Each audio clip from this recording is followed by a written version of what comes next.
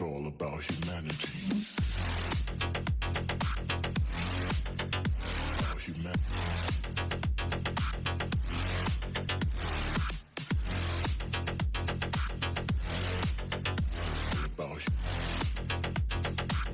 It's all about humanity. About humanity.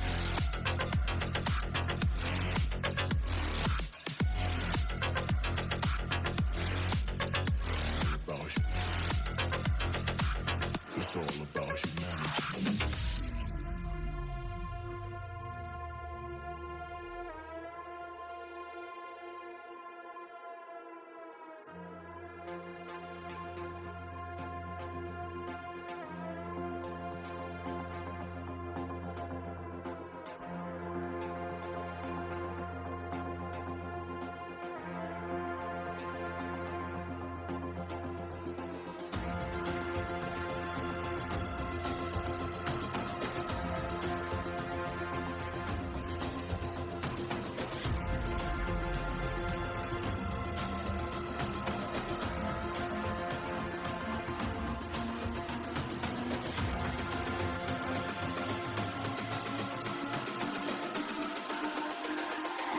It's all about humanity.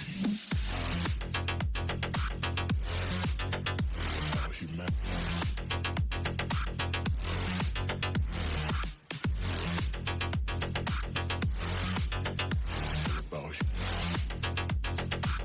It's all about humanity.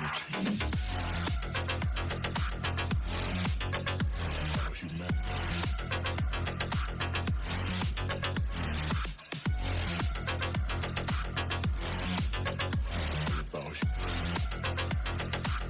It's all about humanity.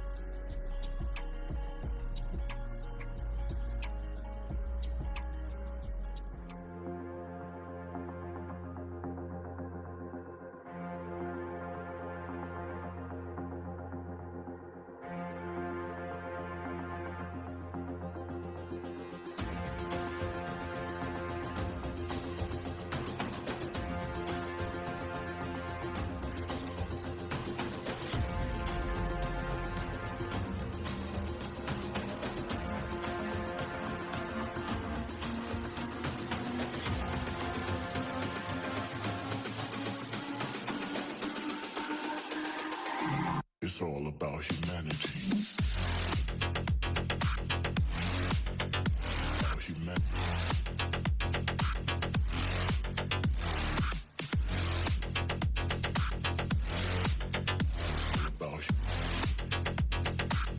It's all about humanity.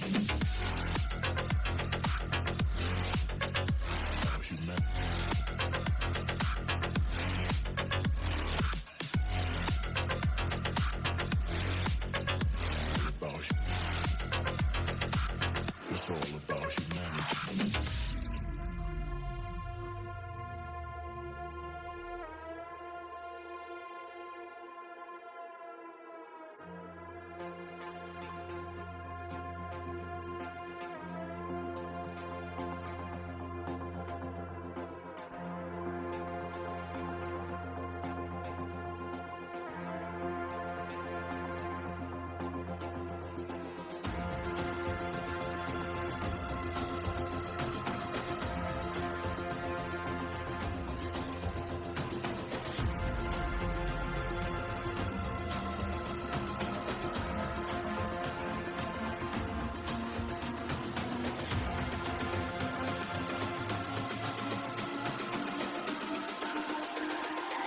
It's all about humanity.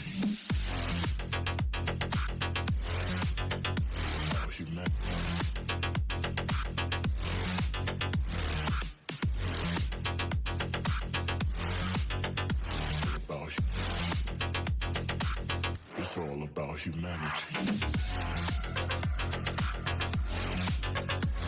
humanity.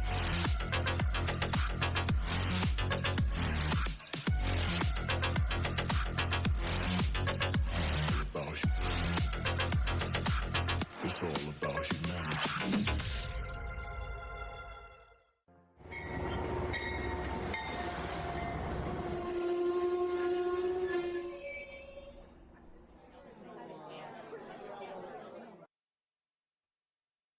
Good evening, model railroaders. Welcome to, I don't remember the channel, Humanity Junction. My name's Heath. This is Modeling Monday. I hope everyone has had a fantastic start to the week, and thanks for coming and joining. On the left side of the screen, we've got the model railroading live streams that are the weekly sort of shows that are in the model railroading community. If you don't see either your live stream or your regular show up on the left side, please send myself or John at Schuylkill River Valley an email and we will get you added to the list. Let's take a quick look and see who has joined us this evening. Looks like we got about 28 people in the house right now with about 10 likes. So if you see something you like along the way, please hit the thumbs up. We've got Adam Cruz leading the top of the list. We've got Almar is here. We've got Andrew Estep from up the street from me. We have Anthony Dodge, the model train outsider. Ben got you Junction. Carl Brond is in the house. We've got Jason from Barnabas Junction joining us as well. And we have James from Boulder Creek Yard. We've got Brian Page, model trains in the house. Brian, you should have a package at your door on Wednesday. Colin Wykes is in the house. Dad Cooks joining us as well. Dwight Curley is here. We also have Chris from Go Via Go Home. Nisi J joining us. Norm Miller checking in as well. Randall Meadows. John from Schuylkill River Valley, one of our Sidetrack Sunday members. Steve Childers joining us as well. I'm getting much better at saying your last name correctly. We have Warwick Road Andy, Mike from Wicked Insanity, and Sherry from The Fantasy Trains. Thanks for checking in, everybody, saying hello. So tonight, I'm going to continue working on my Trackside structure set, but we do have some people that are popping in the basement, and I thought it would be interesting to have a little bit of a conversation just about the whole sort of modeling contests and what people think of them, whether people join them or don't join them, and that sort of thing. So after we introduce everybody, we'll talk about that a little bit. The other thing that I do want to show people, though, before we bring people up, is Nathan DeLay who I don't see in the chat yet, but he'll probably show up at some point. Nathan asked me for my address recently, and he wanted to send me something, and he wrote this really nice letter, and he basically said, "I enjoy watching your live streams and videos. They're very professional. You're an awesome friend and a great member of the YouTube community. It was an honor meeting you at Northlands." Nathan was one of the people that came to the meet and greet at Northlands, and he was able to actually run some trains that he brought with him on the layout, which was really, really awesome. So he's included included a locomotive with 2 blueprints. So what he did was, he knows I like GG1s, so he did some research, and he took a picture with dimensions of a GG1, and he actually went through and designed out how he was going to build it, and then he came up with his his designs. This is 2021 Human City Junction, and this is the Heath Circus, and he came up with these he sent me these really cool GG1 trains that he made. Just by laying down like this, you can see both at once. So yeah, I just thought that was really cool. So, I think it's neat. Some of us are very prototypical modelers, and other people just get into, creating things just from the ideas in their head. It's just really cool that he made these for me. And they do actually have lights. I actually haven't tried to light them up yet. And I don't know that we'll be able to see it on camera because of the lights. But there are, there, I can see the light inside of it. Yeah, you can probably see the light right there. So it's got lights in it and everything. So thank you, Nathan. And if you're watching this again or watching this on the replay, thanks so much. This is a really incredible gift, and I really appreciate it. I mean, I got GG1s everywhere, so they are definitely something that I really do enjoy. So let's check in, see who's in the basement. I'm just gonna bring everybody up at once, and then we can check in. We've got Steve Childers, we have James from Boulder Creek, and we've got Robert from Flying Crow. So Steve's got the multi-camera thing going on. Why don't we check in with you first, Steve, and let us know what you're working on these days. Do I have sound? You do. All right. We're cooking with gas. Yeah, since I'm because you're running this melon thing that my Surface won't work on, I'm on my main computer in my living room. So it has enough graphics capability that I can run minicam. So I've got two cameras working. If I get another USB switch, I can have 5 or 6 going. So off of this computer. Eventually, this computer will go back out to the train room, but I've got to get a touch screen monitor that'll hang up there by the clouds. Pointing in random directions. Yeah. So anyway, I've just been piddling all day. I've basically finished up. I still have detailing to do, but I've basically finished up the Aurora roundhouse scene. I got the station platforms in, lighting on, static grass in, concrete done. So awesome. So we'll come back to you later about tonight's topic. But before we get there, it looks like Flying Crow's made a little bit of progress on his. Not an ethanol plant. I completely forget what you're making. Cement plant. So how's that going? Oh, it's slowly but surely. Yeah. Yep. Yeah, so I'm going to be taping up some seams and trying to putty them in tonight, and maybe get another couple steps done. So nice. Uh-oh. Looks like James is trying to one up Steve. He's getting into the multiple cameras too. Yep, I got them both going today. Show off. So, so I'm gonna guess from the looks of that that's a conveyor belt. So you're working on your Walthers kit. Yeah, I'm putting some more lights on it. Well, putting lights on it. These rather expensive ones that I found on HobbyLink. And That I is it just that those are the only thing you could find that fit, or is there a specific reason why you wanted those lights in particular? It was the look of them specifically. I wanted something to be like an industrial light that you'd see on a conveyor belt for mining and stuff. These are the closest thing that I could find. Well, that's not true. I could find other things, but they were like $25 each as opposed to $15 for two. Right. So Ouch. And you they're not probably really didn't that have much more time. expensive than the Walthers stuff or the Woodland Scenic stuff, but it hurts to spend $15 on two lights. What's the goal for your NMRBO module after the contest? Will it become a part of your It'll become setup, or it'll become a part that I can add and remove since I don't want it to be up permanently because it adds 4 extra feet to my layout, and I'm kind of pushing it with my wife at 12 feet. I understand. So I'm going to be adding it and taking it down when I want to use it to add in. My idea is, and I'm struggling with this because I tend to not glue my structures down, but I want to hang it up on the wall, so I'm going to have to start gluing stuff down and just get over that weird phobia that I have.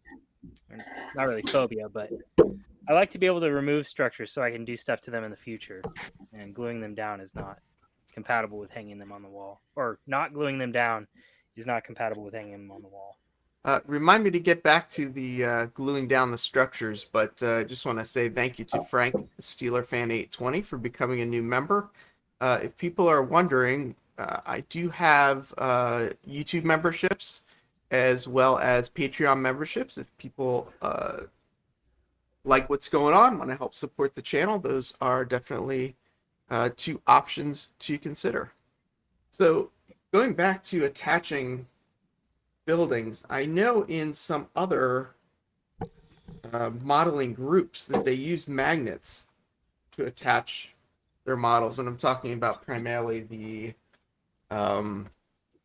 wargaming people, because they're always moving stuff around. Do you use anything? Like, do you use magnets or clips or anything, or do you just let gravity take care of them? Gravity. At least on my current layout. Well, that and I tend to put gravel around the foundation of everything, so that kind of helps to keep things in place because it builds up a mold more or less, or a frame around it. So if you pull it out, you got some of the gravel falling off, but you can still remove it and set it back down without too much of a weird gap in there. Yep. But some of my stuff, I guess, is actually glued down now because I put so much glue into the gravel around it. But it's still the thought that it's easily pulled, or I can easily pull it up if I want to detail it more at some point. So I gotta ask Robert and Steve that question. Do you guys glue your structures and stuff down, or are you also of the mindset of wanting to leave them removable? I leave mine removable, but with the caveat, yeah, once you start putting gravel or dirt or roads around them, that has a tendency to glue them down. But like Sean was saying, you can still get them up. And then I just put RCA plugs in for the wiring to the structure, so that I can pull them off. Ah, gotcha. Yep. Yeah, I'm kind of the same mindset. Same thing, leave them loose, but once you start putting scenery around them, they kind of get stuck down anyway. So Yeah, I definitely, having modules myself where, I move the modules around. I originally wanted to go the magnet route, and then when it actually came to it, I ended up just gluing them down. So I didn't even. I use the magnets for removable sections. You know, I've got some removable road sections that I use magnets on. Removable road sections. You have roads that are removable? Yeah, bridge. Oh, a bridge. Yeah, yeah, yeah. Kyle, the circus train isn't coming. I've been working on this Walthers kit for a while, and I have not done anything with the circus stuff in a long while. I don't remember where I saw it, but somebody mentioned using canopy glue to hold stuff down. It says it remains flexible. Now, my question is, I haven't actually tried it yet on anything. This is still a sealed bottle, but I'm wondering how flexible it is. Am I going to walk in to find like structures having fallen off the wall after I'm gone for like a few days? But I'm going to give it a try. I thought canopy glue was like a PVA glue. I think it is, but it says remains flexible. And somebody else on another channel was mentioning that they use it to glue down their buildings because they can easily get them up later. I mean, I guess I feel like Elmer's glue kind of remains somewhat flexible too. Yeah, I think this is probably just a clearer version of that. Yeah. Yeah, because you can always wet Elmer's, get it pliable again. Somebody was talking who Mike from Wicked Insanity says he used 3M command strips. That's a good idea. I've used those before. Brian Page Model Train says, I like your weight on the structure, Flying Crow. My can of lacquer thinner. Yeah. Is that I missed it? Were you? Yeah, that's what I had. I had a can of lacquer thinner to weight it down. You know, whatever you got handy. Yeah, that's what I use. Whatever I have handy.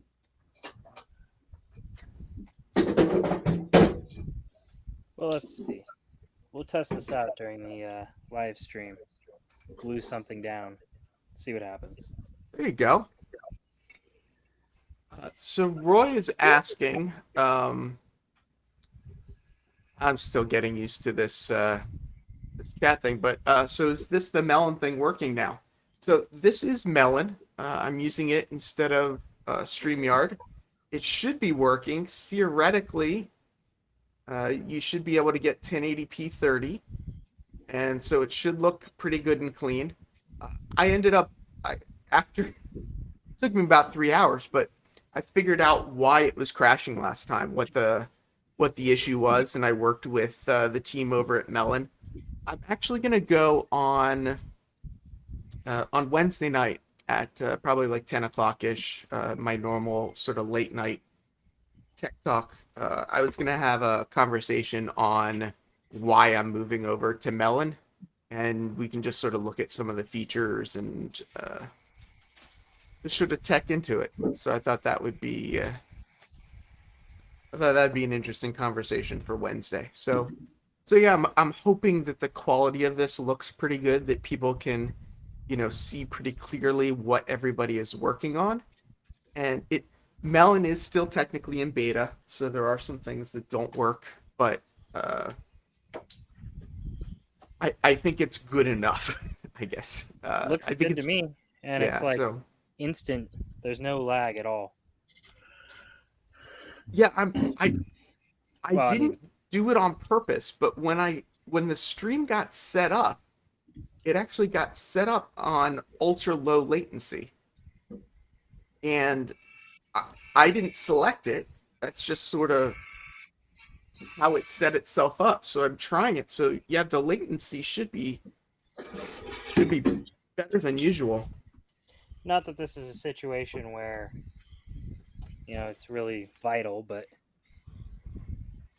Still nice to have, I guess, you know. yeah.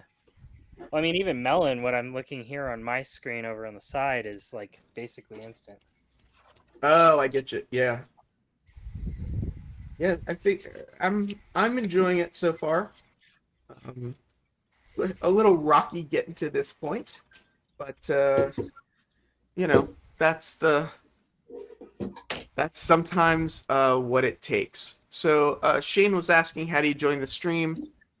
And Shane, I apologize. If you sent me an email and you wanted to be added to the list and I didn't add you, please send me another email. I send around, well, so two things. I sent around a Modeling Monday invite.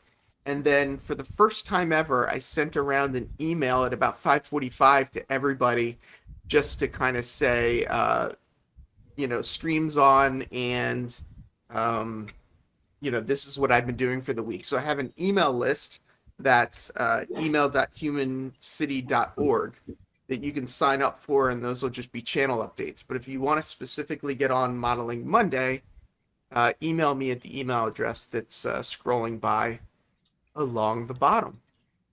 And Willie Mick Be Dirty is asking, Robert, do you like the paint setup on your desk right now?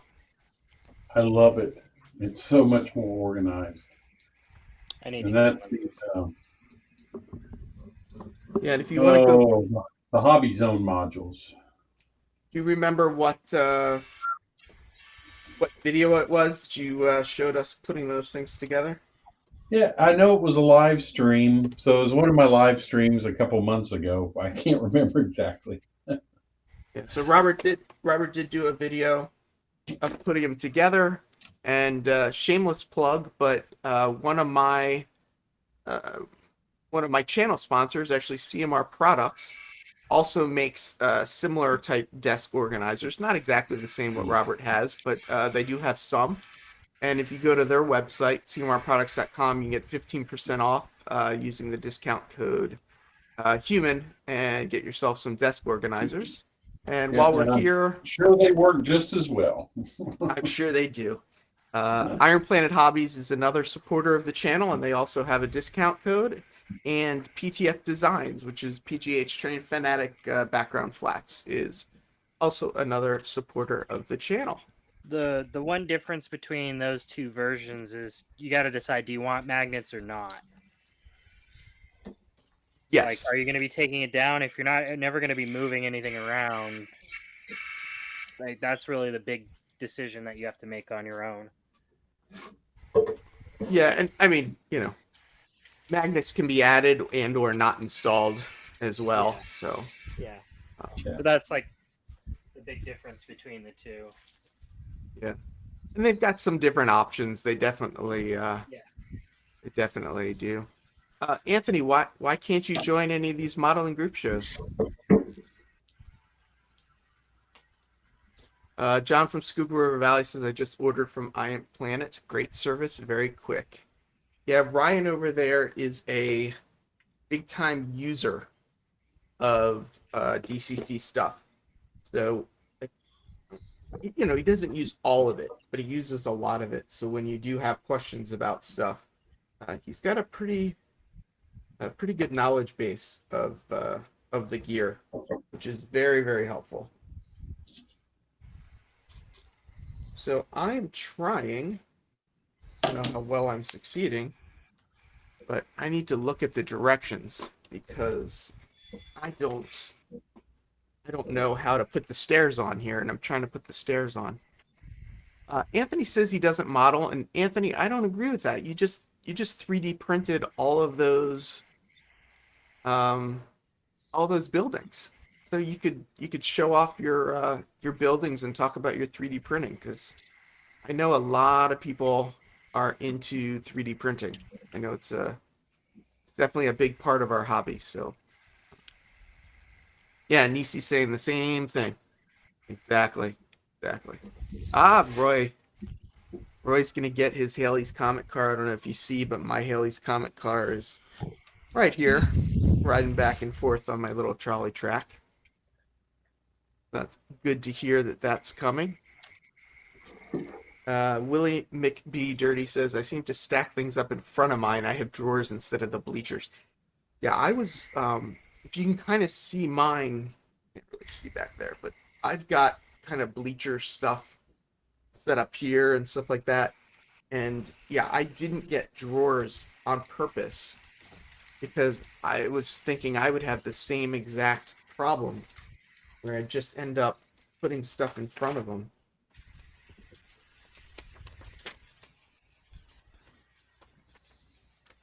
So I actually don't have any of those organizers right now. That's definitely something that I want to get. They are helpful for people like me who are completely disorganized. I was going to say, what kind of people are you? Completely disorganized. I'm always looking for something that I've laid down and can't find. My problem is I put something away and I can never find it when I do that. Yeah. Oh, Yeah, then I can't worst find it. with that. Like finally I remember, oh wait, I put it away. Let me go find it now. Now I know where it's at. I just Wilmer found says, something that I've been looking for 3 months. Wilmer says my bench is organized in my unorganized way. Yeah, Shane, I'll get you added to the list. Sorry about that. But I'll get you added when I get a chance. Yeah, Brian Page, you have to get the Solar Series cars while they're hot. It's pretty incredible how well those have sold. So, oh, Brian Page got the Haleys as well. Are you looking for the rest of the set, Brian, or did you get the ones that you wanted? And this is exactly what I do. I buy things I misplaced and end up with 2 or 4 more than I wanted. Yep. Yeah, I think under Uncle Wilmer's comment, though, is so true. It's like it's organized in only a way, only the way I know. I think this might be for you, Robert. Do you find the need to clean more often? I'm not sure if that's for you or for somebody else. No, actually, I'm cleaning less often with these organizers myself. That's good. Try and glue this down the bottom. Not gonna work.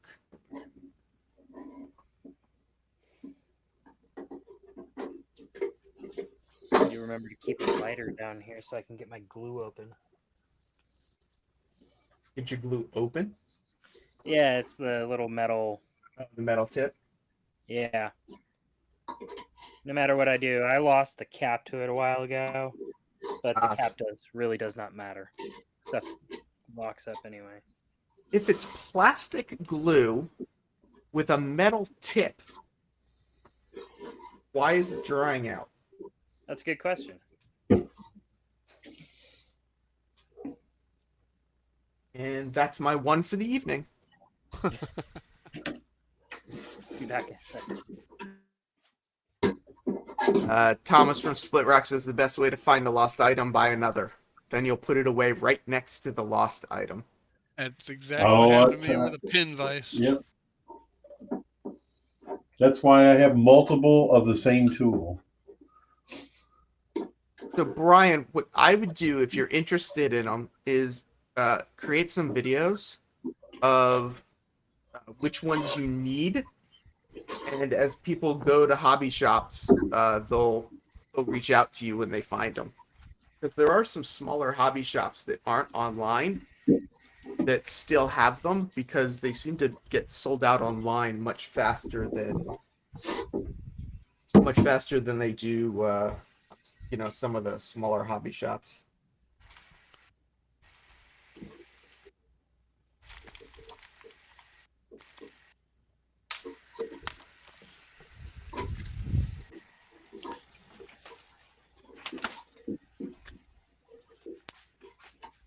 And now where are my tweezers? Probably with your lighter. There's actually I tell you what, tweezers up there. if anybody finds some of this for me at a hobby shop, please let me know. I will purchase all I can find. What is this? This is Squadron Green Putty, and they've quit making it. I've been using it for 50 years, and they quit making it. 50 years, but you aren't 50 years old. I'm almost 60. Are you really? Oh, I didn't realize that. Hey, Nathan, you'll have to go back, but I already Sorry, I'm moving a camera so you can see. I already showed everybody the trains, and I got them sitting right here on top of one of my my GG1 piggy banks. So, thank you so much, Nathan. No, this has just been discontinued, and I love it. So if you ever find Squadron Green putty at a hobby shop, I will certainly buy it. So you've been modeling since you were 8, 9 years old, with that specific color. Yes, I have. Awesome, awesome. And the thing I like, unless somebody can find me a substitute, the thing I like about it is it actually has toluene in it, so it kind of melts into the seams of the plastic, which, That's why you can't find it anymore. yep. Is that now, are they not selling that anymore? Well, some of the glue still has that in it, but I'm sure as many people as can are getting away from that kind of stuff because of all the EPA hoops they have to jump through. It's got a MEK in it, right? This has toluene in it. A putty with MEK would do something similar. Yeah, I mean that's what I was thinking of right away when you said that is the MEK stuff.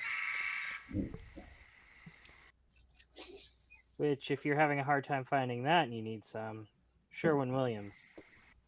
Oh, really? At least not in California or states with strong EPAs and whatnot. But states like Nevada, you can find it all over the place. But Sherwin-Williams specifically. Huh. Okay. I've got a Sherwin-Williams store right near me. I'll go check them out. Thanks.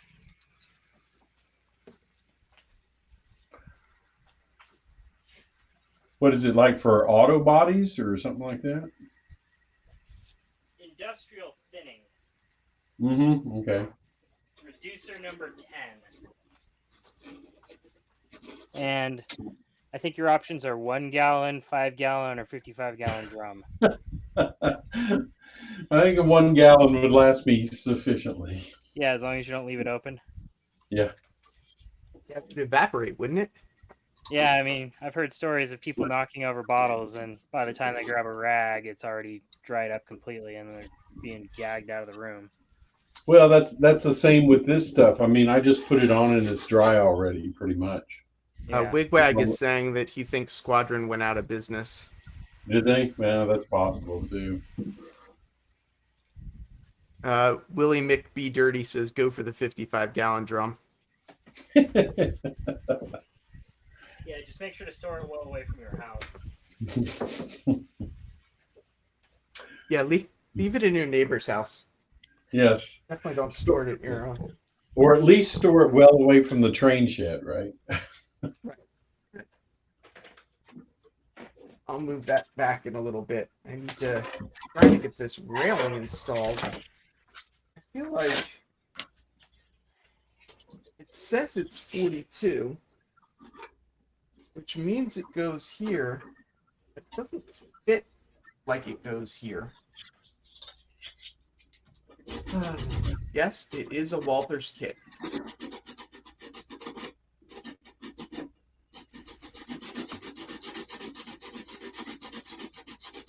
I know what David Atkins would say if he was here. He'd say use the blue tack.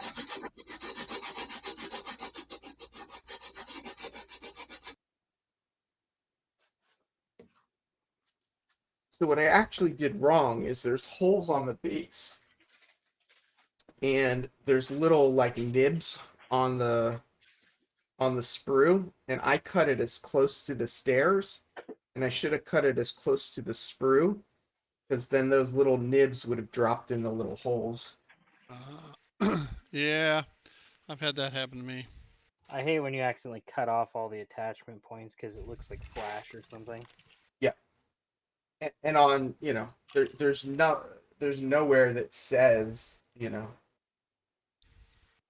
Yeah. There's nowhere here that said, not that I read the directions before I did it, but there's nowhere that says don't do that. For buildings, I stopped using putty and used crown molding filler. Sands nicely and blends in brilliantly. Mr. McCarville? Mr. McCarville. Plus, Robert's back. Hey, man. I don't know why Robert dropped out, but I don't either. I thought you were just trying to get rid of me.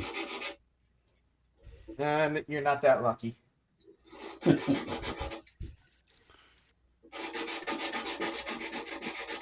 has Michael said anything yet and I have him muted or not yet? No, I haven't said anything yet. Okay. Let me know when you say something so we know if we can hear you. It'll be a while. Robert, just so you know, I muted you because you were sanding, so if you want to talk, you'll need to unmute yourself. Looks like you had a good time at the train show, Michael. Yeah, I'm tired. It was a good show. It was busy. Cool. People are hungry for trains. Oh, yeah. Wilmer is asking if you can use automotive spot putty.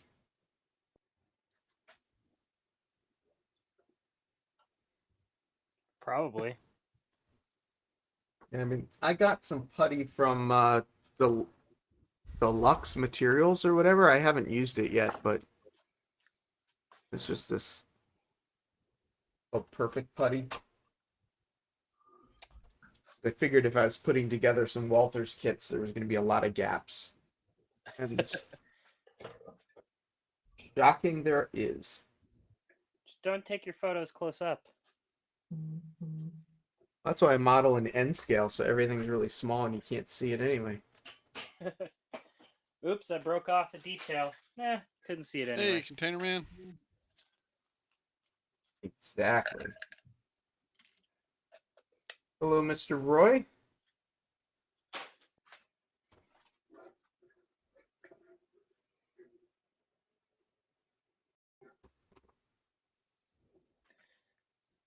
So your question was about Hey, John. contesting stuff, right? Yeah, so let's get into that. So I know that you're doing this NMRBO contest, and I'm doing it as well, and I don't think anybody else on here is. But I'm curious, why do you do contests? What do you like about them? Is this your first one, or did you do a lot of them? For me, this is my first one. I thought about doing it last year, but I don't remember why I didn't. Do you think Yeah, you'll do it again? Has this been a positive experience so far? So far, yeah. I mean, jokes about Walther's kits aside and all that. Yeah. I've liked it. I've enjoyed it. I think that this is a very good way of doing it. I mean, yeah, there is purchase necessary if you're not doing the open category. But I think it's a good way to get other people into doing contests because it's not like you have to be an NMRA member or something like that or part of a club. You can be a loner and do it too. Yeah. And most of us are loners, that's for sure. Some way or another, yeah. But yeah, I mean, so far it's been positive. I haven't seen much engagement on social media for this, although they've definitely been trying. Walthers has definitely been trying to get like people to post photos and stuff like that on their Instagram, and I believe there was also a trains.com article on this about somebody who was modeling at their college or something like that. Oh, really? Yeah, I don't remember where exactly that was. I think it was trains.com that I found it. You'd think it would be in like Model Railroader or something like that instead, but No.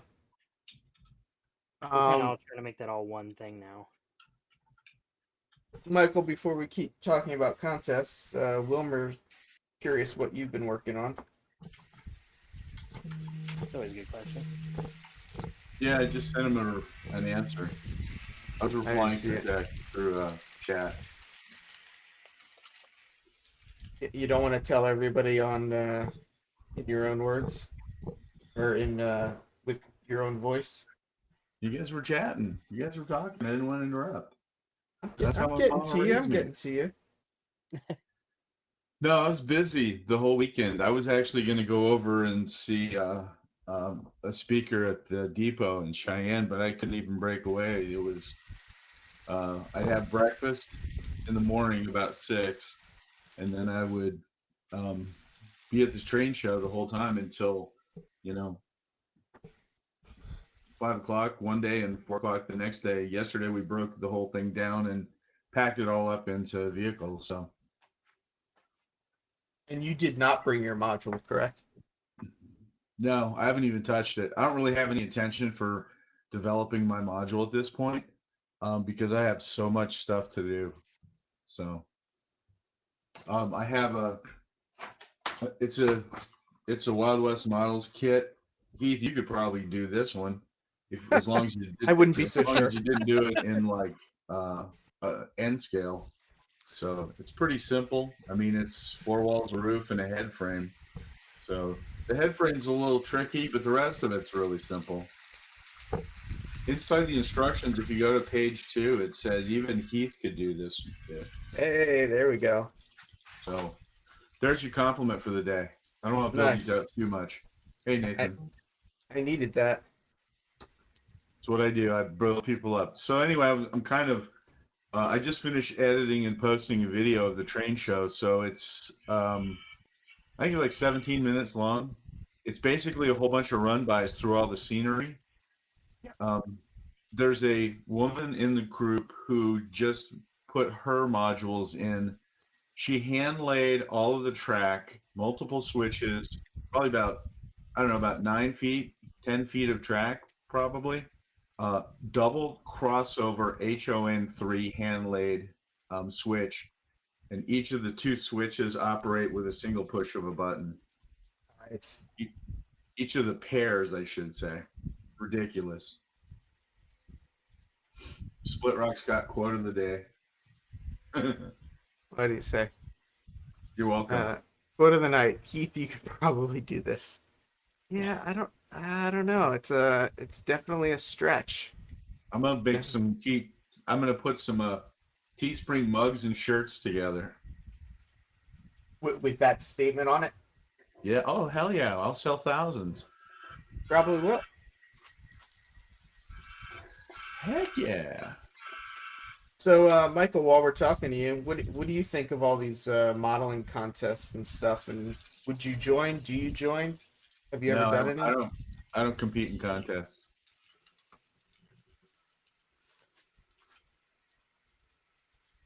It just doesn't interest me. I actually joined the NMRA so I could join the Master Model Railroader program, and after figuring out what was involved in that, and how subjective it was, Yeah.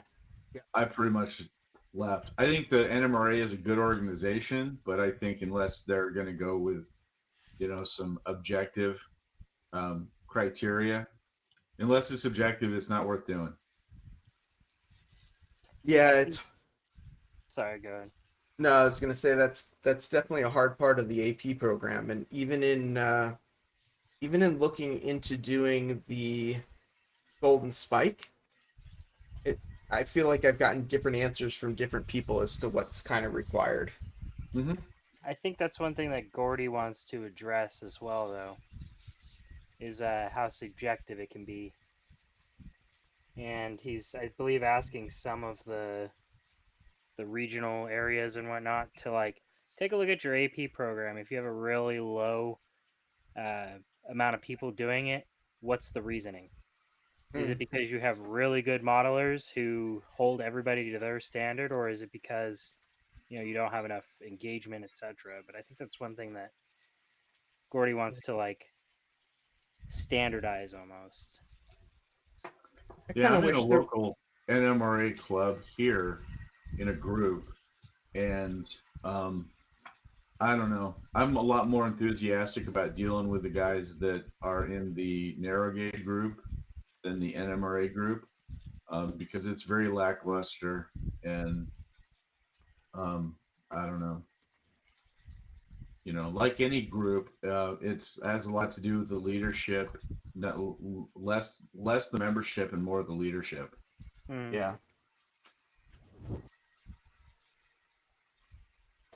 I guess I am Yeah. kind of curious too to see how, a change in leadership at the top with Gordy is actually going to affect the different divisions and I don't how think much it'll affect effect. it at all.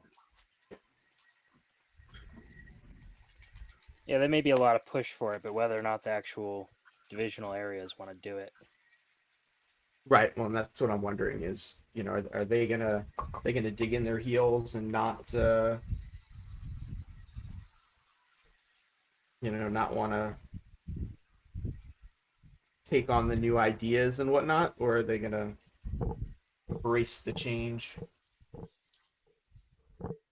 I just think it'll be a lack of enthusiasm, less than, a resistance to change. I think, unless there's really some general excitement. Most of the guys in the NMRA groups have been members for a very long time. So I joined a group a couple of years ago, the NMRA group, and the the issue that I saw was just everybody uninterested in really making any kind of time commitments or anything else. And I even started volunteering to take on stuff. Like I started taking on, doing the club meeting notes and photography for the newsletter, and everything seemed to be really kind of, there was no sense of urgency. There was no desire to join any type of other group or events or anything like that. So then I started looking for groups outside of the NMRA. I figured that was a good place to start. So then I started finding some other groups that are much better. And also, one of the problems with the NMRA is it's very inclusive. So Yes. if you're modeling a certain thing, you want to find guys that are maybe specializing in that same type of thing. For example, HO narrow gauge. I'm in an HO narrow gauge group. That's literally all we are interested in. And it tends to be very focused on the state of Colorado and surrounding areas a little bit, but generally the state of Colorado, just because there's so much narrow gauge here. So that's the focus of the club that I'm in, and I think it's outstanding. But you can't really do that in the NMRA because you're going to lose all the you know the the trolley guys and the electrics guys and the people who are interested in maybe the B&O versus the Pensy stuff in So that if part of the your world. club had a contest, would you enter your club's contest? Well, we used to present our work at the club, and I would bring stuff the first few times, but then after a while, it was like, I don't feel like packing it up, because it would just, I don't know. Like I said, a lot of it has to do with the leadership, and I was already volunteering for stuff when I was there for a couple months, 2, 3 months. I did presentations like my third month there, and even then I couldn't really get a lot of enthusiasm from the rest of the rank and file. And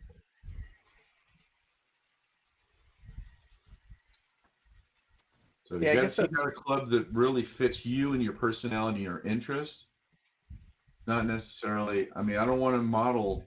I could care less if somebody wants to talk about auto racks for an hour.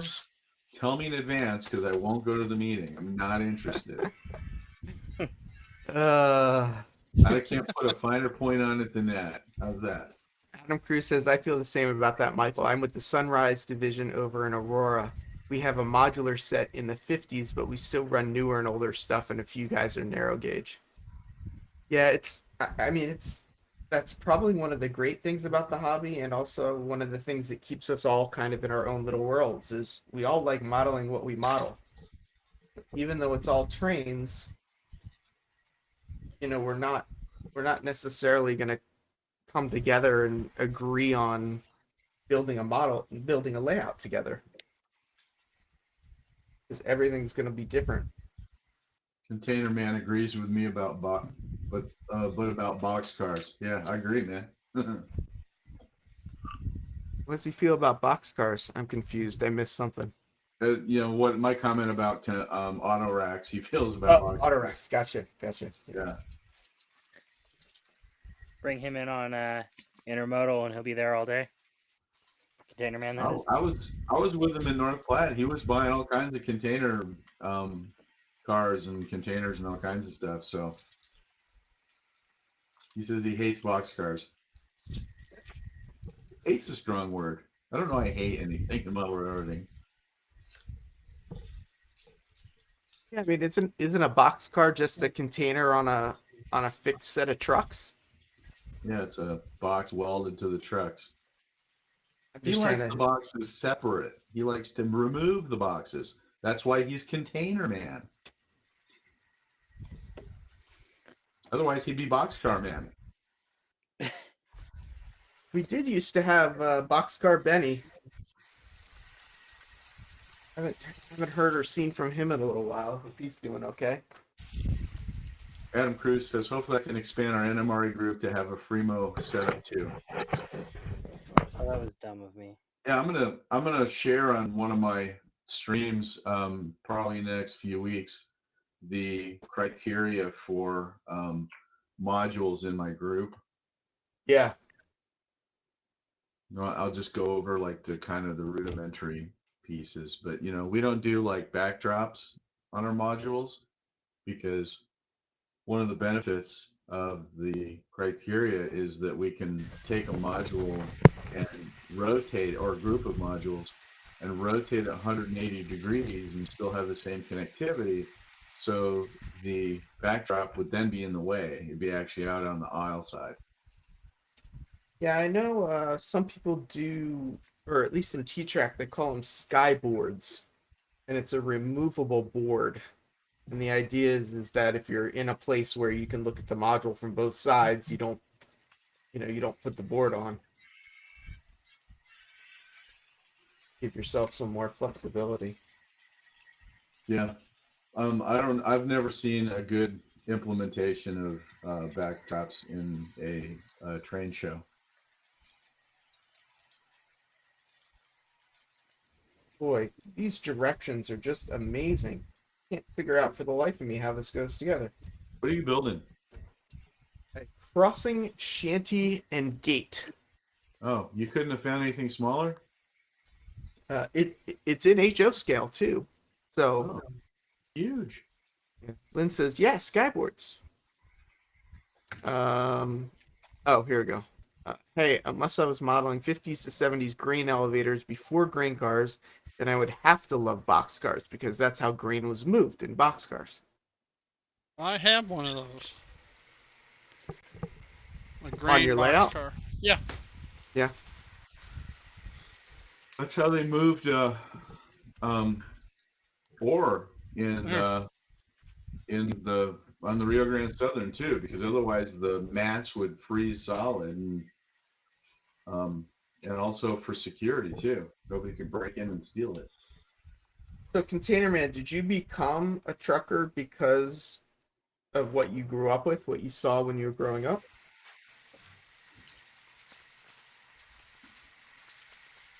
It says he grew up with piggy packers and open bi-level auto racks. I was the 60s and 70s before the covered hoppers were invented.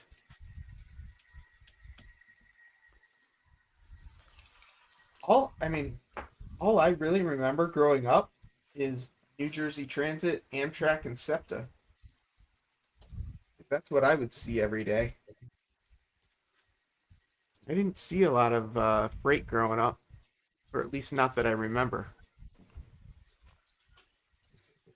Mine was Amtrak and Caltrain, seeing those the most. I was lucky. I got to see it all. Where'd you grow up, Steve? What area? Suburban Chicago on the Oh, okay. Yep. CB&Q main line. So you had the Burlington Zephyrs, you had the Dinky, bi-level commuter trains. You had all kinds of freights. You also would have Great Northern and Northern Pacific passenger trains because they had trackage rights. So I mean, you go down to the 6 blocks away to the local train station, sit there for hours, and it was like every 15 minutes something was going by. Yeah, that's cool. Definitely not like that anymore. Used to be like that around here where you could go sit by the tracks and there'd be an Amtrak train running by all the time. I guess they still run every hour, which isn't too long, but I grew up right next to the main line of the Delaware and Hudson on Lake Champlain in upstate New York. So we used to throw rocks oh, at the boxcars and try to get them inside the doors of the boxcars. We'd go down and look for body parts after somebody got hit by a train. wow. Rough crowd. TSG Multimedia, John Bacall is picking on me. Yeah, what did he say? I'm just relaxing. It's true. John, it was a great train show in Cheyenne. People were very hungry for to get out and about. I watched my buddy drop literally thousands of dollars on stuff. Wow. I mean, I know Container Man got a lot. I didn't realize it was in the thousands. No, this was my buddy. This was my buddy Dan. I bought a bunch of Blackstone cars, a bunch of narrow gauge cars that were dirt cheap. I got a Rio Grande Southern Storybook, which is normally like 100 to 150 on eBay. I bought it for $4. And I got I bought like a 3-pack of Blackstone cars, which is really rare, and they were all brand new, no couplers bent or broken, no brake wheels missing or anything. And when I got it home, I opened it up. I want to make sure everything, looked good, it wasn't broken or anything. And a decoder fell out of the box. A decoder in a package. Soundtracks decoder. So you made out good on that one. Yeah, I made out pretty good. Yeah. For the whole show. It was ridiculous. The nice thing is when you go in to set up for a show, you're there with the vendors. The vendors are setting up while you're setting up. So you get first crack at literally everything on the vendor tables. Yeah. That's a sweet deal. The TCA does that where if you're a member of the TCA, you can come in an hour before the public, with the theory being that you're getting all the good stuff. Yeah, if you participate in one of the shows, then you're actually there the day before setting up all the tables. So yeah, John, it was nice doing face to face. I got to see Michelle Kempema. I talked to her a bunch of times. I talked to George Bogutuk from Soundtrack. Tried not to pick on him too much about narrow gauge, but we talked to him for a while. He's like, we would do it if we could. Container Man said that it was close to 1,000 at North Platte when he was there. Yeah, Container Man was dropping some coin too. That's for sure. I watched him spend some money. Well, and the thing about Container Man is he'd go out and spend like, $100, $200, and he's like, I gotta take this out to my truck. He'd walk by again like 2 hours later, and he's like buying more stuff. And then he's like, he was there like literally all day, shopping literally all day. Oh, I got this. I'm gonna give one of these to my buddy, and I got a couple more for myself. I'm looking in the bag. I'm like, well, that's a completely different bag yet again. So he was shopping like a fiend. Well, it's we've kind of been saving money for a while with not being able to get to the shows. I don't know about you, but I don't know. I've been spending lots of money at home. I was just gonna say that I have been spending stuff. As soon as you said that, you realized online. you were wrong. Yeah, I know exactly. Heath, is Robert still on mute? Yes, Robert is on mute, but Robert knows he's on mute. I think, doesn't he? He's talking. No, take him off mute. Take him off mute. Robert, did you know you were on mute? I did know. You told me, Yeah. but you never brought me back up. Well, I was gonna let you bring yourself back up when you had something to talk about. Oh, okay. I thought you had to do it. That's why I didn't. Oh, no, sorry. You can. It was more just when you sand. It's just Yes. really loud for us that are wearing headphones. Okay. So I wanted to protect the delicate ears of myself. My delicate So ears. I will remember that. I did not know I could unmute myself. I thought the master had to do it. Well, you know what? Let's try it. So I'm gonna mute you now, and see if you can unmute.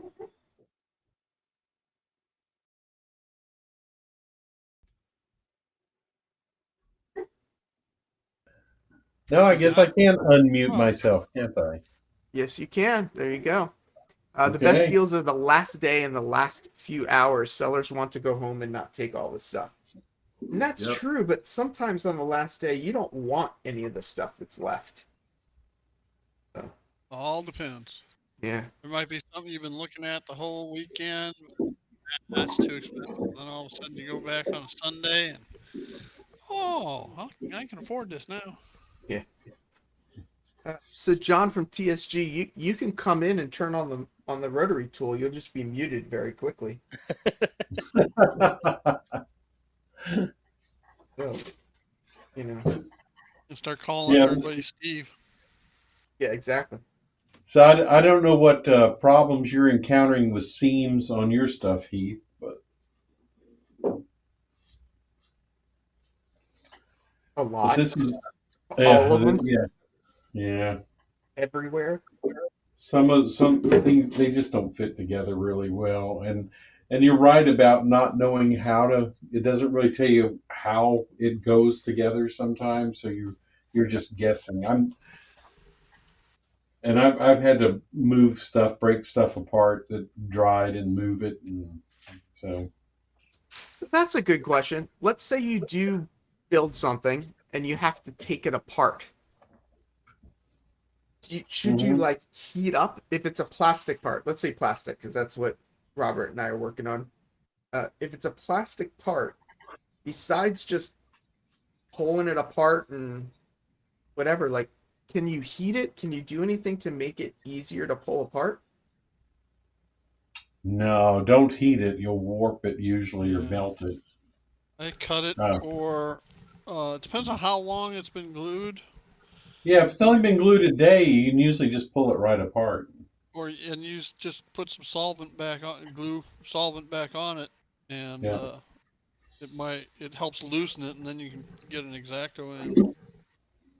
It was this the shed that goes up against the silos. I did not realize how it went together, and there's an overhang. I don't know if you can see that, but there's an overhang on the edge of the shed, but that wasn't readily apparent, Right. and Yeah, so I had glued it together and then realized, oh wait a minute, the back walls now or the front walls now not long enough to meet the side walls. So,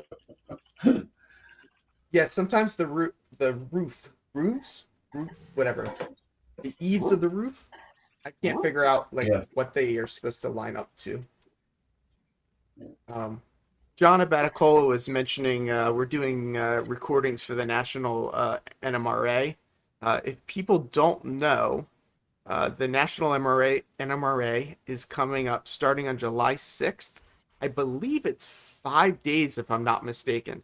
So you don't have to travel. You don't have to pay for hotel. You don't have to pay for food. So $49, 80 hours of content. If people are into NMRA type of clinics, that is something you can check out. So what would entice me to do that? Is there a list of content? That's a great question. Hey, John, are they going to post a list of clinics somewhere? Or how are they planning to do that?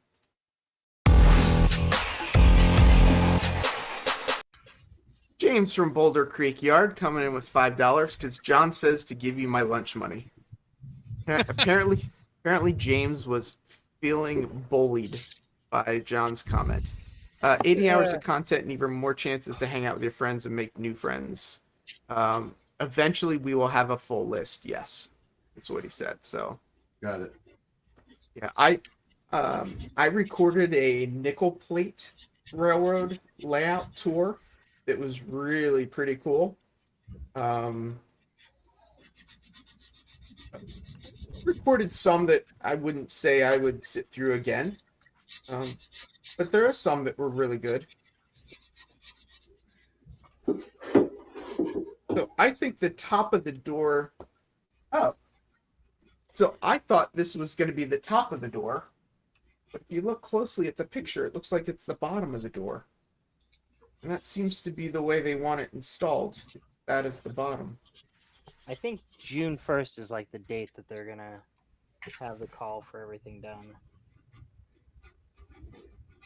Yeah, we're trying to get everything recorded by June 1st so that we have time to edit it and put it together and do all that stuff by July 1st.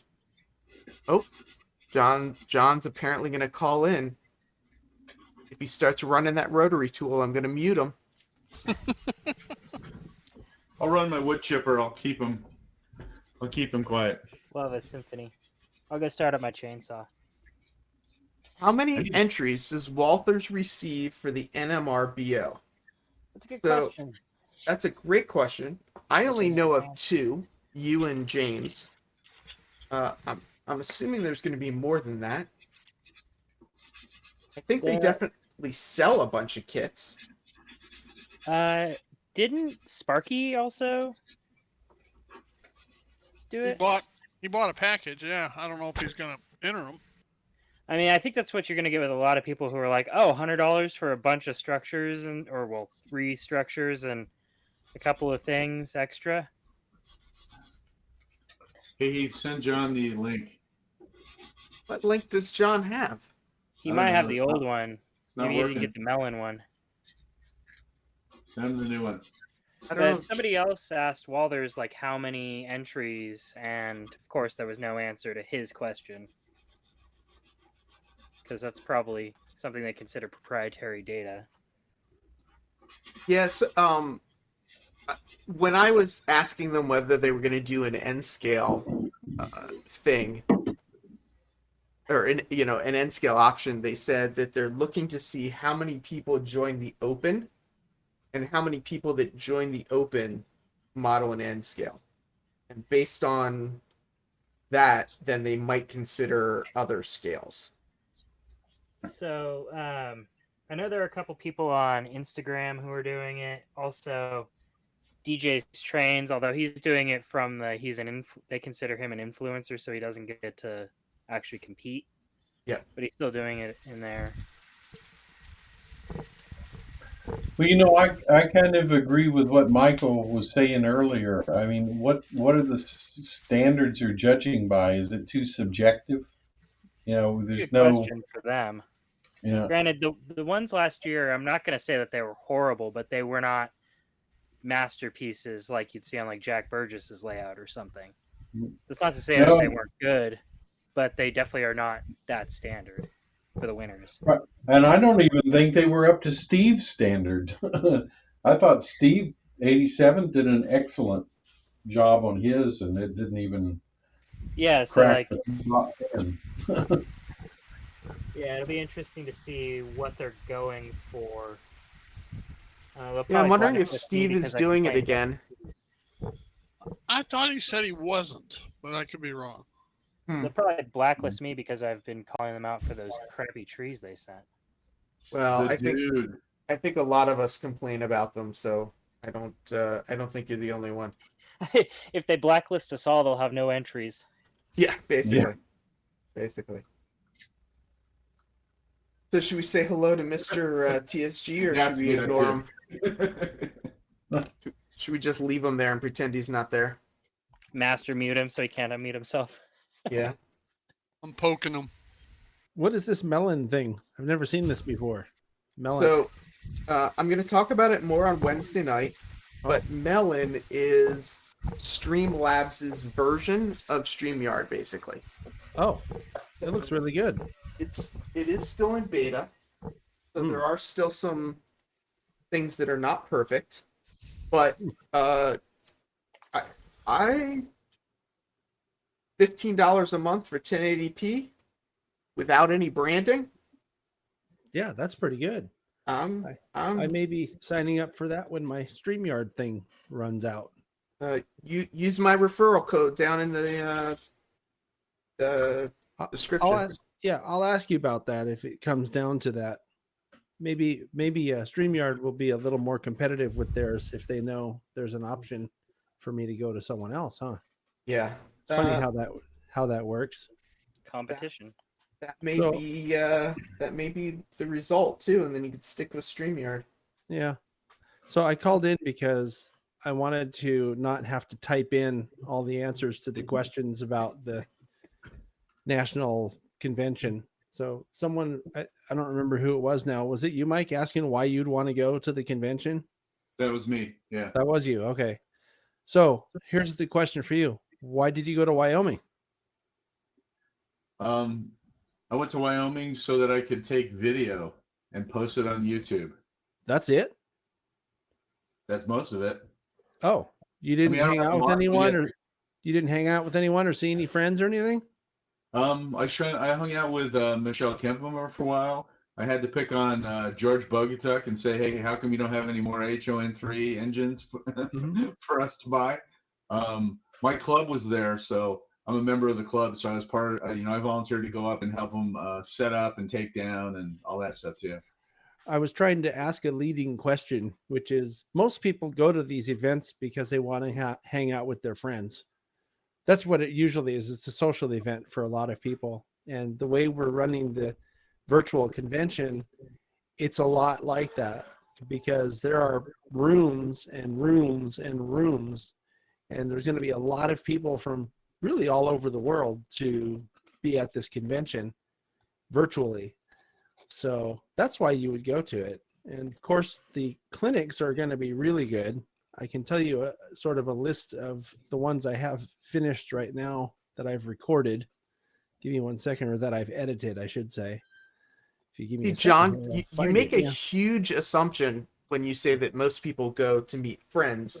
You're assuming that Michael has any friends. Oh, I see what you're saying. Yeah. Sorry. I didn't mean to bring that up. No. Come on, you guys got to dig deeper than that to get to me. No, I mean, this is a guy that called me and Michelle and said he felt sorry for us because no one was calling in. So I think it's going to take a little more than that, huh, Mike? Jeez, this guy's like a professional. No, I mean, a lot of the guys that go to the clinics. So here's the traffic pattern when for Cheyenne. You come in the front door, you go through all the vendor tables to get to the layouts. Then you decide that you're done checking out the layouts. You lead back through the vendor tables, and there's no clinics there. There's no reason to kind of hang out and learn and do anything else. I even volunteered that I could maybe set up a table and do show people how to do craftsman kits or staining or do question and answer stuff. But in North Platte, we only populated 50% of the floor. And there still was nothing there. And I thought there should be more of like what you're talking about, the NMRA stuff, where there should be clinics and how-tos and engagement and get people into it. I literally stood at our layout, either inside it or on the outside, and walked around and just literally talked to people. I didn't do any operating. I didn't run any trains or anything. All I did was try to do engagement. I even invited people inside our table, our module area, so that they could get photography in from other angles and stuff, and hung out with them and that type of thing. Yeah. But I think there needs to be a lot more focus on what you're talking about virtually. I think there needs to be a lot more of that. I think that would help the hobby a lot. Right, and that's what we sort of set out to make an event that would be social, because all the stuff that at least all the stuff I've seen online, they're presentations and they're good presentations, and they're done by people, I think, that have the right ideas about putting content out there that's helpful, especially during the pandemic. But it always lacks the social element, which is so prevalent on the in-person conventions and the in-person train shows. Because like I was saying, I did a video about the 2019 NMRA National Convention that was held in Salt Lake City, and I interviewed probably 100 people or so and talked with, well more than that. And they all said the same thing. They said that they came the first time to for the trains, and they come back every year for their friends, to see their friends and catch up with their friends. So we wanted to do something that would be along those same lines. So we have at least 60 clinics and presentations that are all very high quality clinics and presentations. The content in these things are, well, I've recorded with, I think personally so far, 8 different master model railroaders. So these are guys who know their stuff. I just, as a matter of fact, had a session today. I recorded 2 clinics with another master model railroader. I haven't edited those yet, but to give you an idea, let's see, I have so far about 25 of these things edited, and we're going to have 60 of them. And I'm talking about people like Jack Burgess, Tony Custer. I'm trying to think who else on here you would know. If any of these other people, Clark Kooning is a master model railroader. One of our guys locally here, Frank Markovich, is a master model railroader. So it's all these guys that know their stuff, giving clinics on, operations. One of the ones I did today was on JMRI. Another one was on installing DCC and sound. There's model communications for model railroads. There's, 50 years of Amtrak, business cars and private cars, setting up operations, handling operations and car forwarding. Jack Burgess did a clinic on Photoshop, using Photoshop as a modeling tool. Really? Which is pretty cool. Yeah. There's, let's see, modeling. This one may be a little bit more of a niche here, but modeling California scenery. But it's still modeling scenery, so you can pick up stuff and apply it to the scenery that you're modeling. There was a really interesting one by a local guy here in my area called Butane by Rail that I edited yesterday or the day before. That was actually very interesting. So, there was another one I edited today called Love Those Loads, and it's all about open loads on flat cars. So there's a lot of really sort of, hardcore content, I guess you might call it, and by people who know what they're talking about. But what makes it, I think, a cut above, hopefully, compared to what most of us have been seeing for the past year and a half, is that all of these clinics are going to be presented in a way where you can see and hear everything. Like on this stream, you can see and hear everything because it looks like everyone is using lights. Everyone has decent cameras. They're kind of showing you what they're doing. It's like that. And one of the issues that I've seen on clinics that people are putting on live is there's, bandwidth issues where you can't really see what someone's working on because the bandwidth isn't good enough and the picture's all like pixelated because there's just not enough data stream upstream to send out an HD video. Well, these are going to be presented in HD, and we're going through some pretty extensive efforts to make sure that they are being shared by people with connections that can support HD, so that when you're watching these 80 or 60, whatever, it's 80 hours of content. 60 of them for sure are going to be clinics. That's what we're working on recording and editing now. So there's a lot of quality, I think, for $50. So, and my goal and what I've told the people on the committee that I'm part of to produce this is that I want it to be remembered as the best model railroading virtual convention that took place during the great pandemic of 2020 and 2021. And I think we're going to deliver that. So I'm pretty excited about it. Yeah, you know, I think if you present that list, that inclusive list of all the stuff you were talking about, I think that's really the value that you can sell Yeah. and get people to watch. I know when you did the Jack Burgess stuff, man, I was hungry. I could not wait for the next one. Those Yeah. were like so good. I just ate those up. Those were amazing. Yeah, Thank you. those are really good. Yes. I enjoy making them too. I think a lot of people think of Jack as this really, very serious, hardcore guy. And Oh man, to be honest, I think people get intimidated by him. Hey, But that's right. I've never felt that way because I'm not like a hardcore modeler. So it's like, oh yeah, I know it's really good. I can see that because I've seen a lot of models and seen a lot of modelers work. So I know how good his work is, but I'm not trying to do that same kind of stuff. So I don't get intimidated by it. And all we do the whole time when we're recording is laughing and cutting up jokes. And it's just a really great time. He's probably not as serious or intimidating as people think he is. So John, on these clinics, will they be at set times, or will you be able to watch them at your convenience?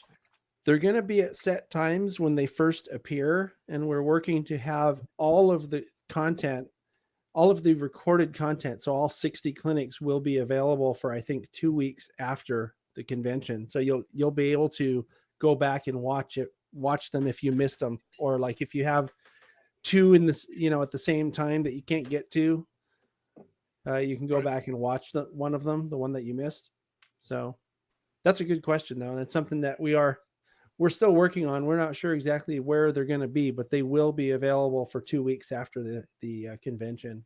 So the other thing I failed to mention, I kind of pointed out about, the whole socializing aspect of conventions. The way we've developed this one, it's being done on what's called Zoom webinars and like a regular Zoom meeting. It's like a combination of 3 of those. There are 2 webinars, and the webinars are where you get to see the clinics. And then there's one main hall, if you will, or great hall, if you will. It's kind of like the hallway in your hotel when you're at a convention, right? You walk outside and there's dozens of people, and there's little conversations going on in various little rooms off to the side. And the Zoom platform has something called breakout rooms, and we're going to have dozens of breakout rooms where people can gather and talk to their friends and just hang out. There's going to be people hanging out in the main hall. That's going to be probably a really busy place. And the cool thing about the breakout rooms is some of them are going to be themed. So for example, there might be, a small gauge, narrow gauge, or whatever, N scale or Z scale, or steam engines, or whatever room for people who like that stuff. And from this great hall, you can click on the breakout room and see who's in it and go in there and talk to your friends. So there's a lot of opportunity for socializing.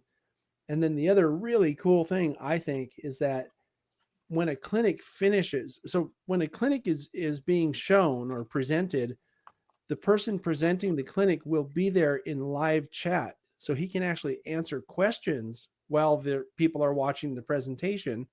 And then after the presentation is over, there's a breakout room specifically for that clinic where the clinician will go, and you can go in there and talk to him and ask as many questions as you want for like the whole next hour until the next clinic is done. So there's a lot of chances to learn a lot, socialize with friends a lot, make new friends, talk with clinicians. Like if you wanted to talk to Jack Burgess, go watch his Photoshop clinic and then go to the room afterwards and talk to him in the Q&A session. I mean, or Tony Custer or any of these guys that I mentioned. I think it's really cool. I'm excited about it. It's a lot of work, but I'm excited about it. Thanks, John. Anyone have any questions? Andrea Stepp says, I think the remote ability to attend is great, and I hope it continues. Personally, I can't travel all over all the time, which, yeah, I mean, if you think about it, I mean, yeah, it's nice to go visit people in person, but $49 to not have to, take 2 days on one end and 2 days on the other. And Nisi's saying, yeah, I hope they keep the hybrid style of clinics, Yeah. which I agree with as well. I do hope that they keep that going. I do think one thing, and I'm not sure where the place to talk about it is, but we've got this community on YouTube. I mean, there's 40 people here now just sort of hanging out and whatnot. And I know like NMRA is using Zoom, and there's New Tracks Modeling, which uses Zoom, but then they post to YouTube, but they don't really pay attention to YouTube. It's just on Zoom. Like, how do we kind of come together as a model railroading community so that we can kind of all, find where to hang out? Like, I just think there's so many, I'm not a huge fan of Zoom for various reasons, but, like, is there going to be Zoom sort of weekly hangouts like there are on YouTube? I can tell you, at least in my division for my region of the NMRA, I'm 99.9% certain that we are committed to continuing, even after we're back to normal, whatever that is. We're going to continue having virtual elements because there are a lot of people who are mobility challenged or just simply too far away, or whatever the case, that can't get to these in-person meetings. And we'd like to reach them because we would like to be more inclusive. I can't say that I know everybody, every division or region of the NMRA will do that. My expectation is that they won't, because it requires a fair amount of work to maintain, basically 2 conventions, because you'd be doing a virtual one in addition to the in-person one. And it's a lot of work to put on an in-person convention, but I have some ideas about how we can still do virtual ones. And I don't know what their plans are. I mean, like, if they would charge for it, probably a discounted rate or something, because you obviously, if you go virtually, you can't enjoy everything that the people that are there in person get, but you could still get a lot of the clinics and a lot of the socializing aspect in with other people who are joining virtually. So it's a good question though, Heath, and I don't know the answer. I don't know that. It seems like for every different person you ask, they all have different solutions. You know what I mean? Like you said, you don't like Zoom. Well, I guess you won't be doing one on Zoom then, right? Well, I guess what I mean by I don't like Zoom is I kind of like the interaction on YouTube, the way we can kind of have this back and forth conversation with the people in chat. And, yeah, there are weekly Zoom hangouts. The Sunrise division that I'm in does weekly clinics and stuff, but like, I don't go watch them because I feel like, I guess what it is when everybody is up on Zoom, then they're not chatting in the chat. But when you're all on Zoom, you're also not going to talk to each other. I know it's harder to, if you have a whole bunch of people on your screen, like 50 people in a meeting, all in little Brady Bunch boxes, as I call them, like we are here. Yep. I mean, but that's why I like YouTube, is because, some people can join, come up and, we alternate who's doing what, and some of us are modeling, some of us are hanging out, and some of us are chatting in the chat, and it just kind of gives a way for us all to, kind of engage in our own way. Whereas I feel like with Zoom, it's like you have to come up and be on camera and whatever to be able to engage. But there's a text chat on Zoom also. All the Zoom meetings I'm in have a text chat going on. My experience has been, though, that people ignore it. Oh, yeah. I guess it depends on the meeting. Yeah. I mean, it's just like anything else. It's a tool. I mean, if you're going to use the chat, then my club as we use Zoom and we use chat at the same time while we're talking because we don't want to interrupt somebody, but somebody's brought up a tangent point. So, we'll use that too. But, again, it's a tool, and how you are as a group adept at using all the components. Mm-hmm. One of the cool things I think doing these virtual conventions, especially the way we're trying to do this one, or that we're going to do this one, is that I think it will reach younger people. Andrew's mentioning that, chat in Zoom gets used more often by younger people. And I think that's true because younger people are more accustomed to text chat from doing it on their phone, right?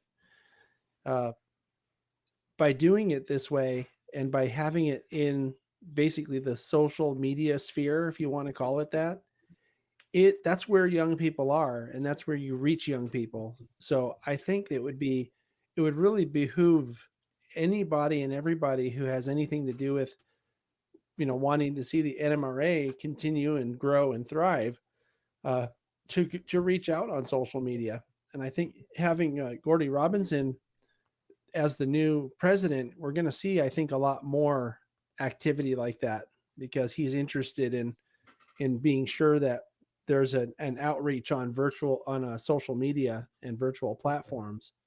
As a matter of fact, I'm going to be talking with him on Saturday. I think it's Saturday this week, whatever the 22nd is. I think that's Saturday this week, because they're having an NMRA day, another NMRA day. And I guess in the middle of the day, they have NMRA X day? Yeah, NMRA X. What did I call it? NMRA day. Well, I meant NMRA X day. Gotcha. Yep. Yeah, another NMRA X convention, if you want to call it that. And so I'm going to be talking to him at what they call halftime. That's right. I guess in the middle, like they have 4 and then they have an hour break or something, and then 4 more or 5 more, however it's divided up. And we're going to be talking about this virtual convention. So I'm excited about that, because I do think the more people know about it and the more people go to it, it's going to be even more fun for everybody who goes. Definitely. Yeah. But yeah, and not to get too much into the ageism thing, but there is definitely there's a divide, isn't there? There's a huge divide, and even getting Tony Custer, it's like elderly gentleman, but like he's doing his clinic on Zoom, which is great because then it can reach a wider audience. But I guess I don't know Tony's computer ability, so I'm just kind of making it up. But like, how engaged can Tony be in the chat with just his sort of knowledge of that platform? So it's like maybe there needs to be a way that I don't know how to bridge that gap, I guess is what I'm trying to say. Yeah, but Heath, that's why we're having the question and answer in the breakout room after the presentation. Where it's all talking. Yeah, it's all talking there. So, and it's kind of like this, where there's going to be people on video and they're going to just talk. And I'm pretty sure that we're trying to get sort of moderators for every breakout room as well. So that if there is, if it's getting a little bit crazy or out of control, or people are only typing in the text message, the text chat, but aren't coming on screen to ask the questions, that whoever's there can say, oh, Tony, there's actually someone asking this question in the text. And it's an interest, kind of like how you highlight the text here when people say something. So anyway, so that's what I'm doing. I just took a break because I knew you were on today, and I'm in the middle of editing. I've actually edited 2 layouts so far, and I recorded 2. Yeah, there's a lot more to be done. Let me tell you, I think we're almost halfway done with what needs to be done. So we're halfway done with half the time remaining, or are we more than halfway through the time? Yeah. I'm a little concerned about that, but hopefully people will pick up more of these recording sessions, and hopefully more people will offer to present. So, are they still looking for presenters? I don't think they're really looking for presenters as much as they're looking to get the presenters on the stick as far as getting them recorded. Gotcha. Okay. So, yeah. I was just going to say, if there were people here that wanted to do a presentation. Yeah, I don't know. Should they reach out or not? I think James might be working on one with a friend of ours, Dave, about Silicon Valley lines. I don't know, James, has he talked to you about that? Is he even at the desk? I think he went to wash his hands. Oh. Yeah, there's because James, Boulder Creek is part of Silicon Valley lines, and they've done a lot of really interesting things with technology. And another member there, Dave, who's a regular on our hiking. Hang on, who's a regular on our hiking expeditions on Fridays. He and James, well, Dave said that he was working with James to do something about all the technology at Silicon Valley lines as a presentation. So I guess we'll see how that goes. It looks like it looks like his camera might be moving again. So maybe we can ask him about it when he comes back. Yeah, I'm it here. looks like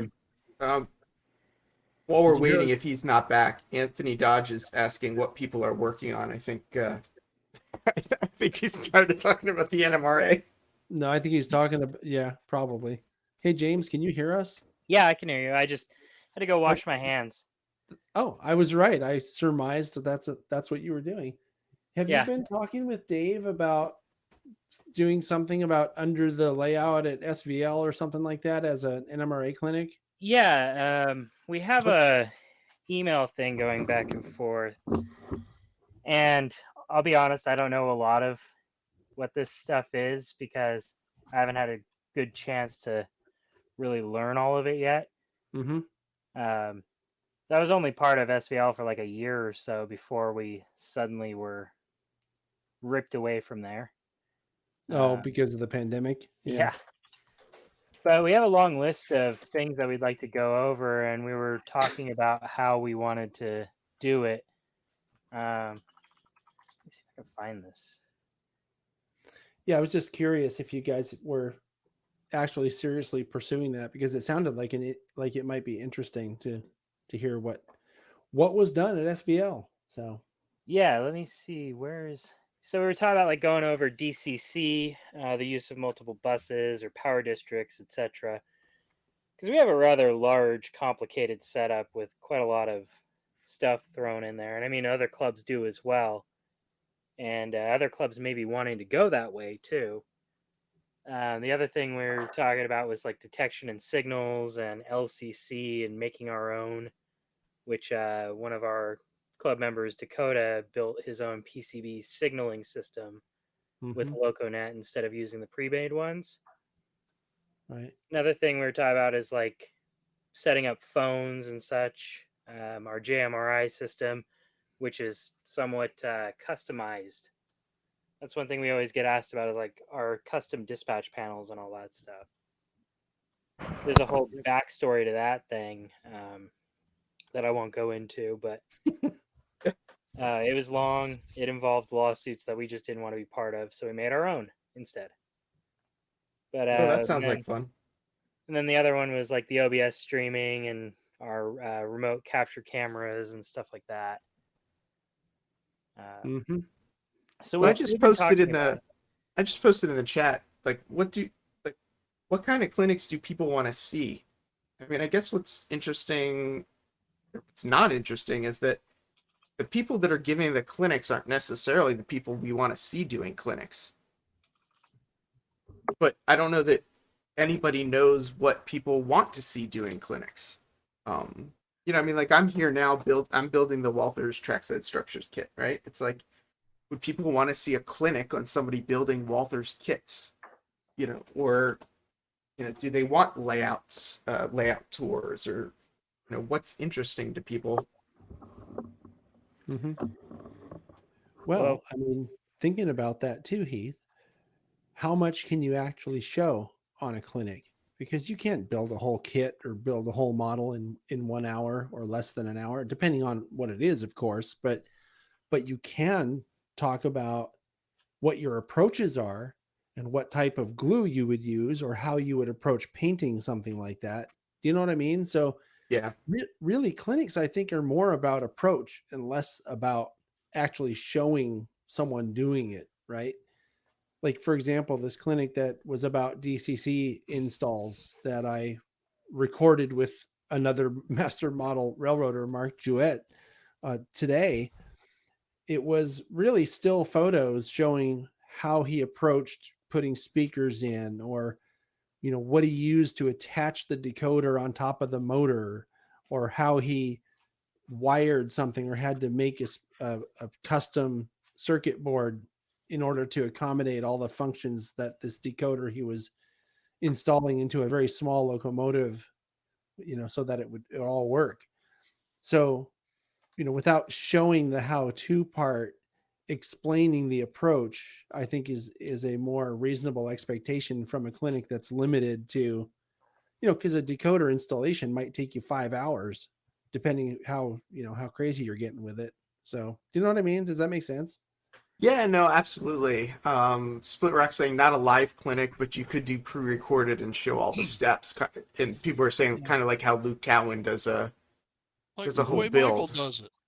Or Yeah, how Michael Michael does does it, it, or yeah. anybody does it.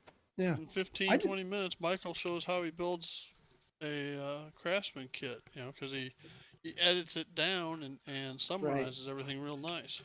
Right. And I recorded a pretty cool session where a guy talked about kit bashing, Mhm. and he showed how he takes like a Walthers kit and kit bashes it so that he was kind of jokingly talking about how you walk into somebody's railroad and you see all the same Walthers kits, and that he tries to kit bash everything. So yes, it's still a Walthers kit, but everything kind of looks different. Yeah. Well, I mean, you can make it your own if you do that. Yeah. So, in case, I don't know if you, I'm guessing you probably don't care about this, Heath, but someone was saying something about DCC installations, and I just did one. I just came out on my channel like this past weekend. That was a DCC install into an N-scale locomotive. It's one of the new Soundtrack's KN1 decoders, and I put it into an Amtrak P42 DC and made the ditch lights independent, so they do the alternating flashing when the horn sounds. Yeah. And it's funny because on the video there are comments that I used the wrong prime mover, and they're correct. The prime mover that's still on the model is some EMD prime mover, and it's a GE. Obviously it's a P42, but that wasn't what I was trying to do in my clinic. I was trying to in my video, I was just trying to show people how to install everything. And I mentioned at the end that I still have some tweaking to do on the CVs and making everything exactly how I want it. And one of those things is the prime mover, but people are jumping all over it. Hey, that's an EMD. Why you got the wrong sound on that thing? It's like, no, I know. Is that the one, John, where you at the end go, do you watch my whole video? No, I've done that on a few. You should see some of the questions I get. Well, so here's the question, John, though. So you create a YouTube video that somebody could rewind and fast forward and skip through and whatever. And make comments to you or reach out to you via email or any of that kind of stuff. Yeah. Why would I watch a clinic? Why would I go to an NMRA show to watch that same video that I can have access to on YouTube? I still have access to you. Because the people on the clinics on the NMRA probably know more about what they're doing than I do. Oh. By the way, John, your soldering wasn't any worse than mine. Oh man, it was embarrassing. Are you kidding? I was watching that the whole time I was watching that when I was editing. I was like, oh, I can't believe I'm this bad. And it's only because I haven't done an install in like a year or two. So I don't do this all the time. Split Rock's kind of making my point here too. It's like, what do I get at the convention that I'm not going to get by searching on, YouTube? And the answer is simple. You get basically 5 days of really high quality content that's practically guaranteed to be high quality because of the people who are providing the content, the people who are producing the content. And what's even more is all that social aspect that I was talking about. You can actually watch the video and then talk to Jack Burgess. You're not going to talk to Jack Burgess on YouTube. So, yeah. Well, but I could join the TSG train crew and go to their Zoom meetings and get high quality videos and And You you know. might talk to Jack Burgess on that because he does show up to those once in a while. Yeah. But I mean, I'm just using that as an example. The other Yeah, thing yeah. No, that- I'm just playing devil's advocate. I'm just being Sure. difficult. Yeah, no, that's fine. The other thing that it does is it gives us some purpose because Heath and I both are working pretty hard to make this thing happen. That's, Hey, is So- Heath giving a clinic? no. No, Why but he's not? doing a lot of recording. He could do the blue smoke clinic. Oh, right. The magic white smoke. How to get Yeah. the smoke out of your decoder. Yeah, I'm going to do a clinic about how to blow up your decoder. That's good. That's always helpful. Well, here's the thing: you can always get better once you blow up a couple decoders, because then you have stuff sitting around that you don't care about, and you can practice on it. Exactly. There's also- another. Exactly. I'm Yeah, also there's others- involved in the koi hobby. All right. Yeah. And I had a Japanese breeder ask me one time, how many koi have I killed? And I said, oh, not very many. He says, he nodded his head, and I said, okay. And I saw him about 3 or 4 years later, and he says, now how many koi have you killed? I said, a lot. He says, now you're learning. Well, anyway. I what's think the convention should push the breakout rooms more than the clinics. Uh-huh. I get Oh, high yeah. content clinics on things like Trainmaster TV or Model Railroader Plus or any of those kind of things too. So Yeah. yeah. Well, you can't. Yeah, but we have to have content, though, right? I mean, you have to have that. It's an NMRA convention, so you have to have the high quality content. But I agree. I think the breakout rooms and that socializing aspect of it is just as important, or maybe even more important. Especially, like I was saying before, there are people who can't come here. There are people even in Canada. The border is still closed down because Canada is still dealing with COVID more than we are here. And I mean, they can't come. Clark Cooning is in Canada. He can't come because he Right. can't travel here. Yep. So he'll be there though to talk to all his friends. Gordy's going to be there. He's in Orkney Island. So he can't fly out here. So there's a lot of it's really ironic. A lot of the people that I met in person in Salt Lake City a couple of years ago can't be here. They would be here, but they can't because of the tail end of the pandemic that's still taking place right now. Can we talk to Speed and the Helix? Talk to Steve. Oh, is that Speed. a Speed.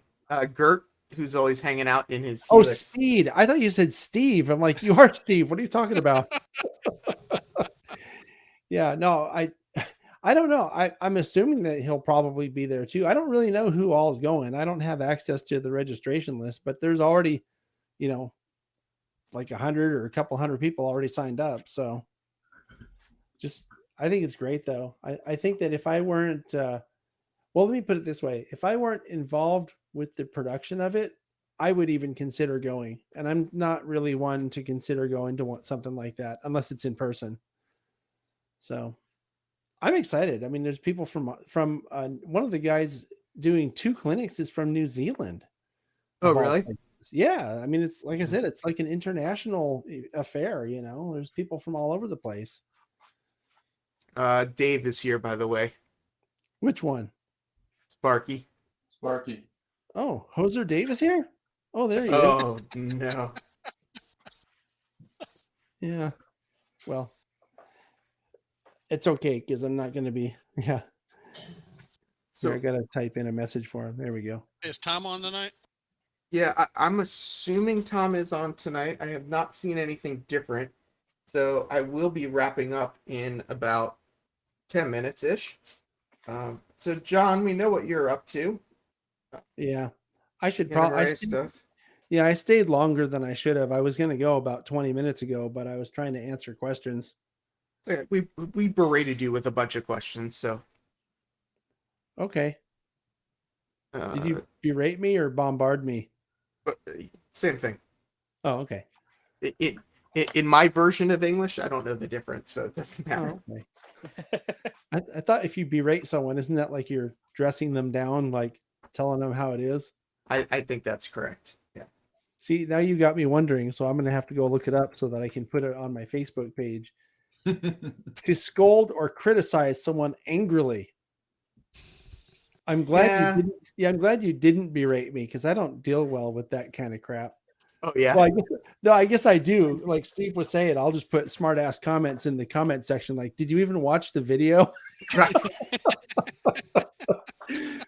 Doing my favorite recently was someone said it was some other how to that I did years ago. It was like 2 or 3 years ago. I did another DCC install on an HO scale model, and the guy was like, "Why didn't you replace all the wires? You said you were going to replace all the wires. This is a bad how to video." And it's like, I explained in the video why I didn't replace all the wires. That's that the the one one? where you said, yeah. And I explained it in the video because in the beginning, I was like, all these wires are black, but they should be color coded, right, to what the NMRA codes are. So You that didn't it's have all standard.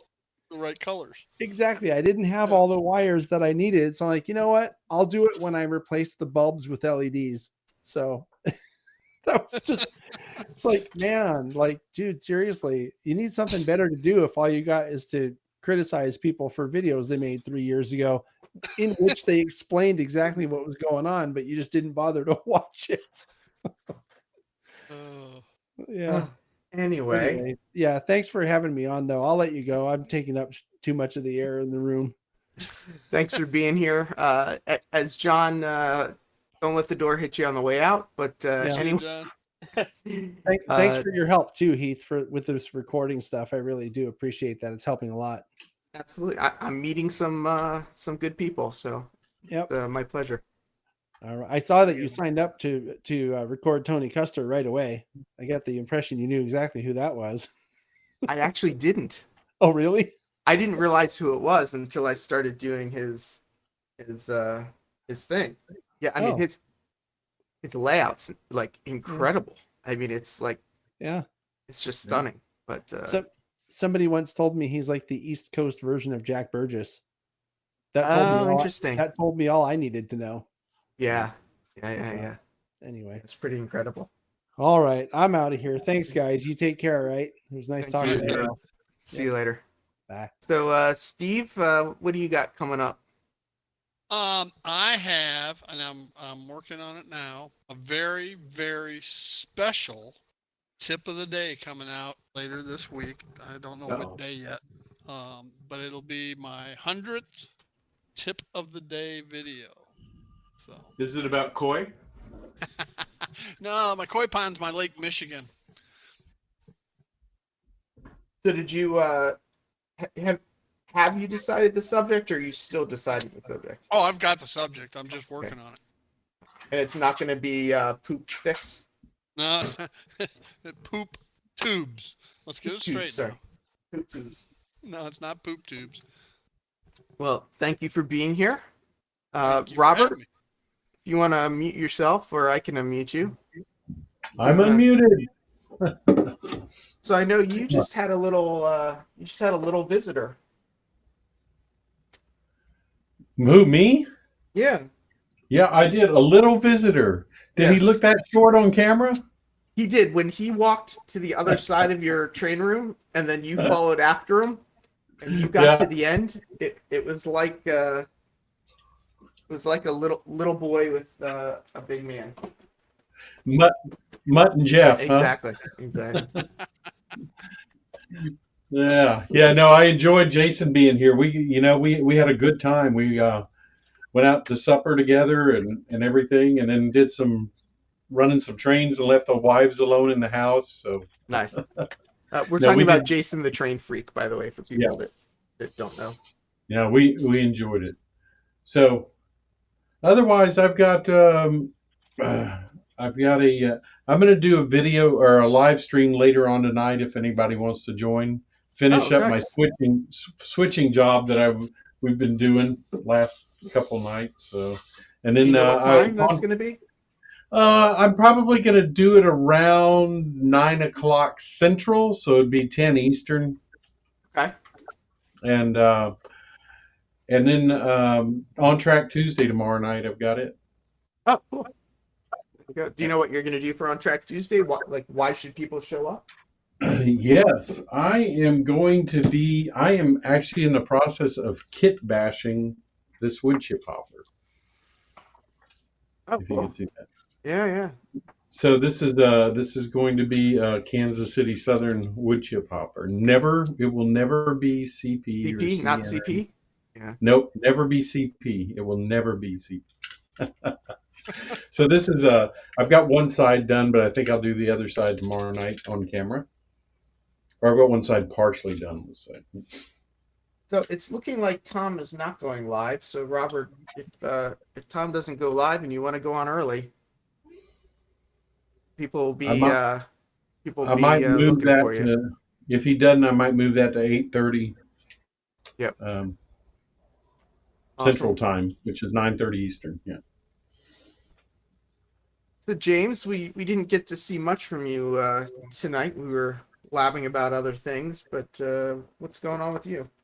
Oh, well, I mean, I got the lights installed here and got a couple of other things done for some test stuff because I'm going to pour Envirotex for the first time.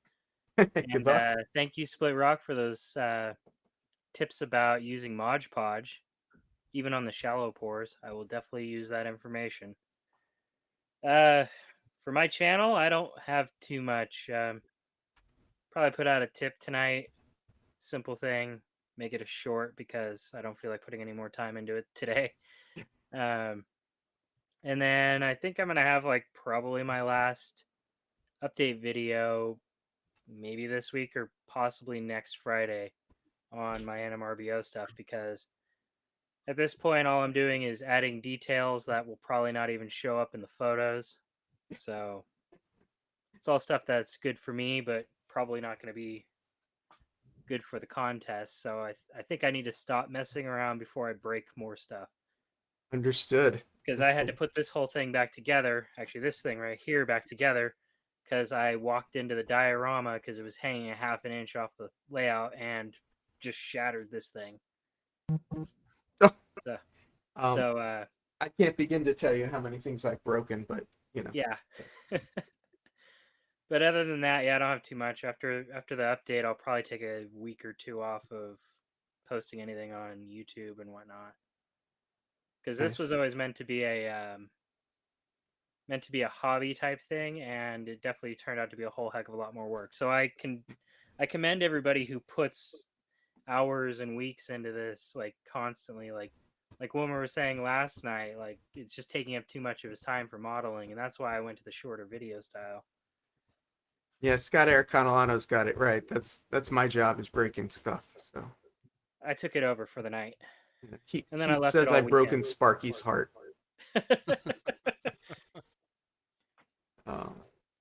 So who we got left? We got Michael. Anything else you want to share, Michael? Or are you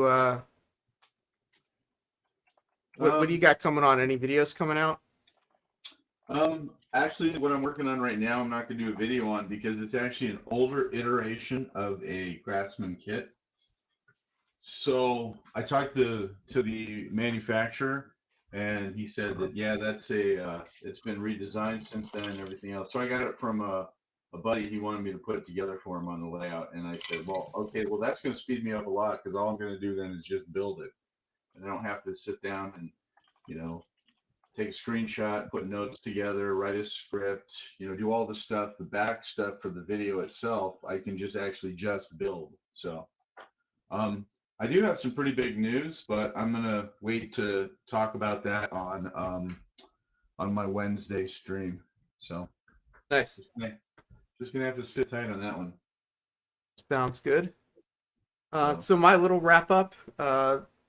I had mostly had this guy together, but I did the stairs tonight, and then I built the little guard shed.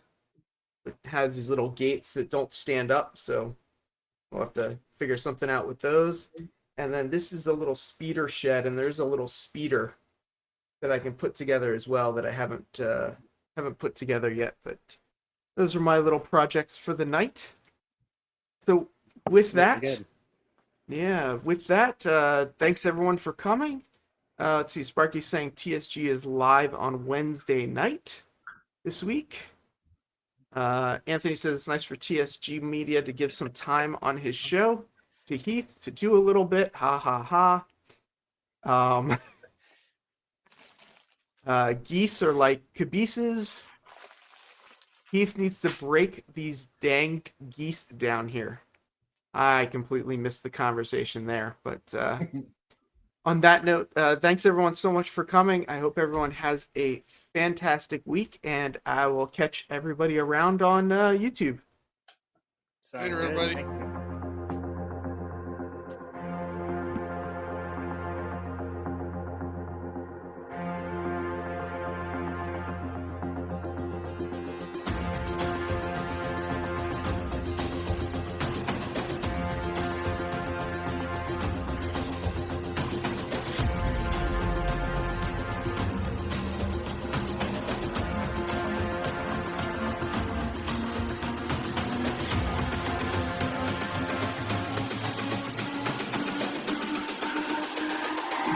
It's all about humanity.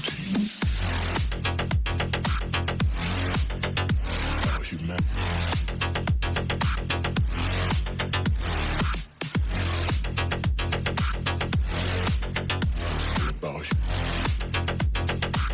It's all about humanity. About humanity.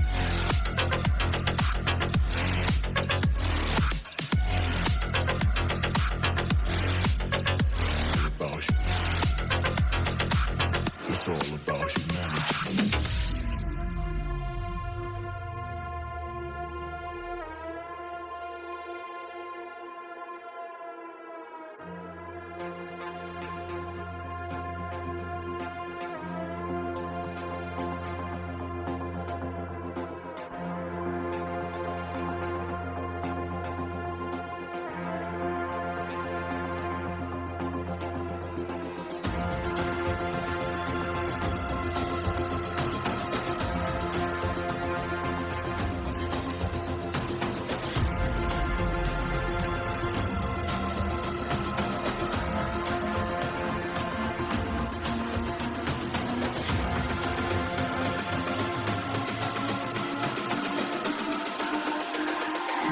It's all about humanity.